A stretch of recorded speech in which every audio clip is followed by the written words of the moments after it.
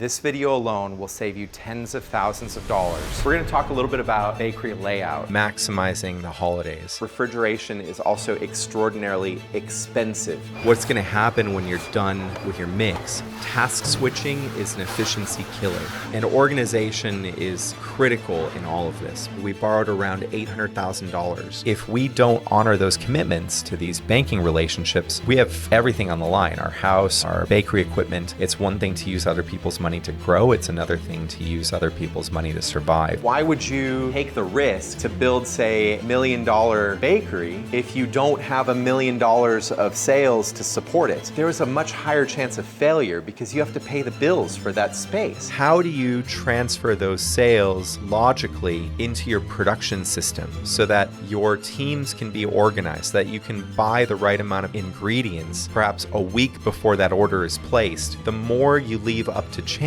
the harder it is to ever really get it right. I wish that it was only flour that I had to deal with. We store 280 different SKUs of items. Cleaner supply that we need for washing the floor. Maybe it's barrels of olives. As you scale, you need space to accommodate every single thing that you buy on a recurring basis. There's nothing worse than going through an entire build-out process, spending every last dollar that you have, or worse, that you borrowed in order to build out, only to learn that there's this extra $20,000 you have to spend here, or this extra $10,000 that you have to spend there. What I'm trying to do is point out the things that tripped me up in building my bakeries in hopes of saving you the headache of learning these things in the midst of construction and the actual money that you could save by knowing this up front. There's disruptions in business. There's things that will knock you out. If you're building a business that's completely dependent on you,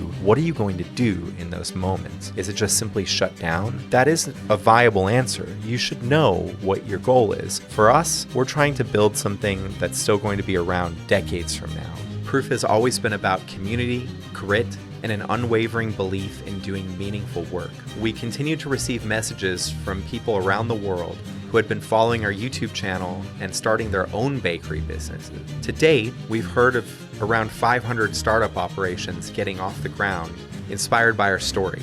Why are we doing this in the first place? The joy of baking, the joy of acquiring new skills, the joy of just growing in general. Every role matters. Skill-based roles can make or break everything that happens after the mix. This is a journey, not a final result. Get processes that are time-sensitive started. The skill required to handle ambient bread is higher.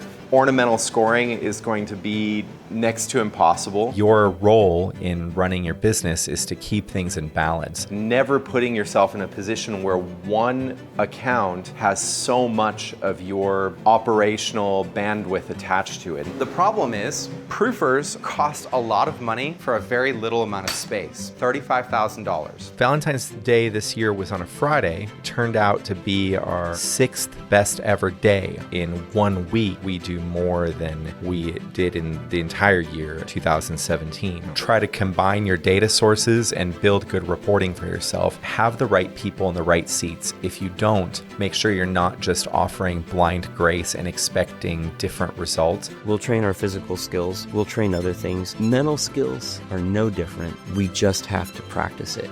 Checking equipment as you go is important. Keep the space clear and organized. And hopefully some of the insights will help you avoid some of the traps that we have fallen into. Don't neglect this. Plan, plan, plan. And best of luck to you.